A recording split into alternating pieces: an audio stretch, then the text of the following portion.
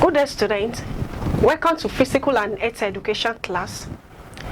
Today we want to look at a very important topic known as fundamental human movement. When we look at the movement itself, is one of the major characteristics of human being.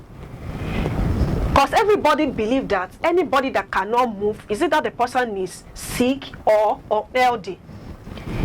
Let us now look at fundamental human movement. What do we really mean by fundamental movement? For us to have a better knowledge of it, let us split it into two. Let's first look at the fundamental movement first. Fundamental movement is the natural way of shifting of the body from one place to another. While movement is the change of position of the body from one place to another. These movements we are talking about can be categorized or classified to three different groups. And those groups are, first one, locomotor movement. Second one, non-locomotor movement. And the third one is manipulative movement. Let us now be taking them one by one. The first one, known as locomotor movement, is the movement that involves the moving of the whole body from one place to another. It requires the complete changing of position of that particular object from where it is to another place. For example, let's look at, I'm standing now. If I move a bit further, it means I've left where I am to another place. And we still have other examples under this particular locomotor movement.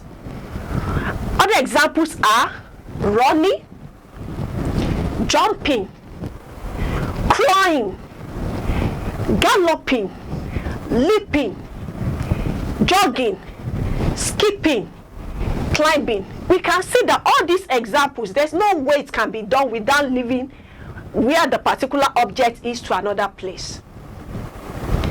Let's now look at the second category of movement, which is non-locomotor movement.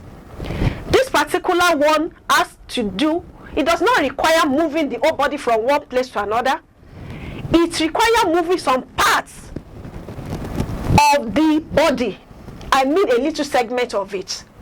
For example, like bending. I'm still where I am on a spot, and at the same time moving a part of my body.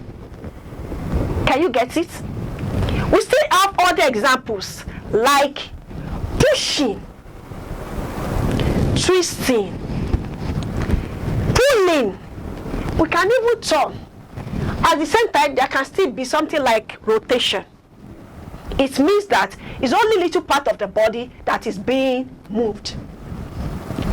Then let us now look at other examples under it. We have so many examples like nodding, sitting, standing as I'm standing, then shivering, and other examples like that.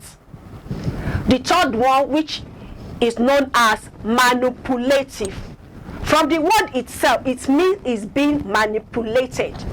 This is a movement that requires the whole parts of the body has to move in order to give a force to a particular object. For example, if I have an object holding and I want to throw it, I need to apply force in order to let that particular object get to where I'm sending it to. Other examples under this manipulative movement are kicking, bouncing, edging, trapping, which is one of the skills in football. Under the movement as well, we still have something we know as redeeming movements. This one is so simple. It can only be done according to the rhythm of the sound, beat, or music.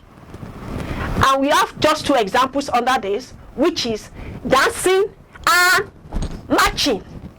These are all the examples that we have under fundamental movements. A in a summary, today's class we have talked about different types of fundamental human movements. We have talked about the locomotor movement, non-locomotor movement, manipulative movement, and redeeming movement. In next class, we'll discuss much about it. Have a nice day.